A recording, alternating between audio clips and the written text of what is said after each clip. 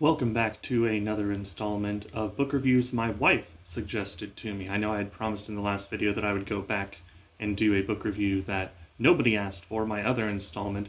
However, I was so hooked after A Court of Thorns and Roses that I went ahead and read the second one, A Court of Mist and Fury. So this is the second installment of book reviews that my wife asked for. So I would like to start off the video by issuing an apology to Resand because I badmouthed him hard in the last video.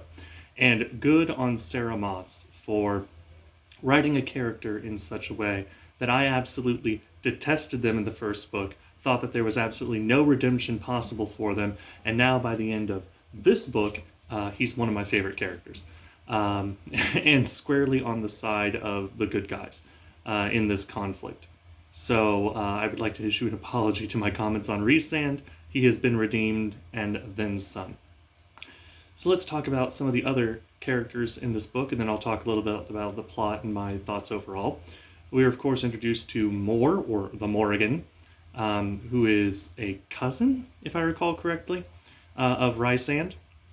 Her family at one point seemed to rule the Night Court, from what I gather. Now Rysand rules the Night Court.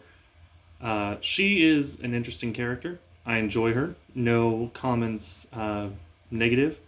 Nothing really stand out in my book concerning her. Amren, on the other hand, the other lady in the inner circle of Rysand, Amren is quite interesting. And of course, by the end of the second book, we don't know what she is, and obviously, spoiler alerts if you have not read these books, but I don't know why you would be watching a book review of a book that you haven't read if you weren't expecting spoilers. We don't know by the end of this novel what Amren is, and I'm not going to look up to see if it's resolved before the end of this series. I want to be surprised. But Amren is terrifying. Utterly terrifying. Anytime she talks, I absolutely love it. Rysand even appears to be scared of her. Or Resand. Rhys is even scared of her. And so, big fan of her. Cassian is a horrible flirt, even worse than Resand. I'm glad that Nesta keeps giving him a run for his money and gets under his skin. I like that. He needs somebody to keep him in check. Azriel is my boy. Azriel has replaced Lucien, if you'll recall from the last video. Lucien was my boy. I have not good things to say about him now, and those of you that have read this know why. But Azriel has now replaced him as my boy. Big fan of Azriel. Real upset with what happened to him at the end of the book. Cussing up a storm, wishing death threats upon people. It was rough. Feyre, of course, we remember from the last novel. She has improved. I will give her that. She's starting to come into her own, understanding her powers, understanding her role. Of course, by the end of it, we find out that she's the first High Lady that either they've ever had or they've had in a long time, with Resand secretly having their mating ceremony and declaring her an equal. So she's not the lady of the court, she is the High Lady of the court, which, good on Resand. Which brings us to Resand. I have nothing but positive things to say about him now. He has gone through so much and did so much espionage that he almost lost himself in the process. And the fact that he is still doing everything he can to protect his kingdom and protect his people, he is very admirable.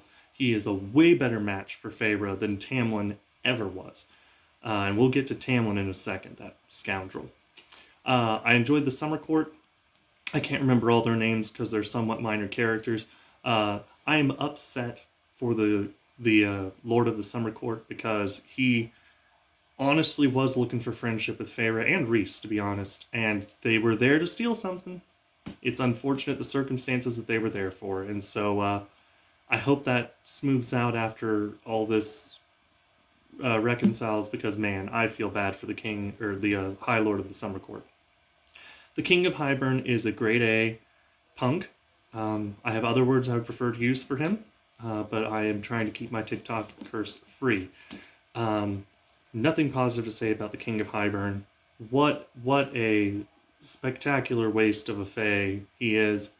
I still don't dislike him as much as Amarantha. That may change, but he is still a grade A punk. Tamlin, boy howdy.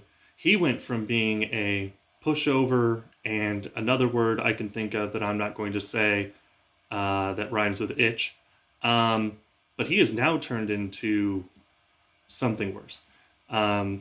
He did everybody dirty, all because he was possessive over Feyre. He has forfeited any right that he had to Feyre's affections, and she has come to realize that as well. I want to see Tamlin dead and his court disintegrated, which I presume is going to be the next book. Lucien, boy, talk about a fall from grace. He was my boy. He did not stand up to Tamlin at any point in the process, and Feyre called him out on that. And then there at the end, he was there with Tamlin in the King of Hybern's court. It's an interesting twist that he's mated to Elaine. That will allow, the beautiful setup that Sarah Maas has done here is that will allow in the next novel, it's very clear at the end of this book that Lucien is fully aware of the fact that Feyre is probably bluffing. He's highly suspicious, but also he can't make a move because she is his only chance of seeing Elaine again. So that was sneaky. We'll see if they redeem Lucien after this. He hasn't fallen as much for my graces as Tamlin has, but I am curious how they set this up. Mortal Queens, obviously, there's not much to say about that. What a bunch of punks. So like humans, or at least a stereotype of humans in this world, to pull that stunt. Elaine, not much character development there. It's unfortunate what happened to her and Nesta, especially Nesta. I would imagine Nesta is taking it worse, if there's any indication by the glorious scene of her fighting to go down in the cauldron and then shadow cursing or whatever the mess it was that she did to the King of Hybern. Excellent. Nesta's always been feisty. Big fan. Ianthe, and I hope I'm pronouncing that correctly. But you know who I'm talking about, the high priestess that's in the summer court. Or, I'm sorry, the spring court. Boy, talk about another character falling from grace. At first, by the end of the last novel, it's like, okay, she's a seductress that's trying to move up in ranks for whatever reason. Yeah, that's shady, that's dislikable, that's not despicable. Her selling out Elaine and Nesta to the King of Hybern? Nope. I almost dislike Ianthe as much at this point as I do Tamlin. And that's saying something. I want that entire court exploded. The hierarchy, not the people in the court. They're basically innocent for all intents and purposes. But Ianthe, Tamlin, and probably Lucien, we'll see what they do with him. Nope, they need to go bye-bye, along with the King of Hybern. So I'm excited for where the next novel appears to be going. My review of this book. Again, there's not any major plot holes that I can think of right off the top. The character development was stellar. Sarah Maas's writing style is still excellent, along with the world building. I think I gave the last one a 7.5. I would give this one an 8, maybe an 8.5.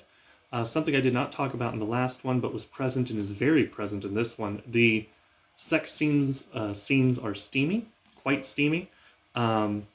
I would not recommend this novel to anyone, or the entire series for that matter, to anybody under the age of 16. Parental discretion advised, perhaps even 18, depending on what your family's values are and how you're trying to raise your children, because the sex scenes go hard, no pun intended. It is crazy, especially in this novel. So I would probably give the book overall an 8 or an 8.5. I'm excited to see what they do in the next one. Hope you all enjoy the rest of your day and the rest of your week.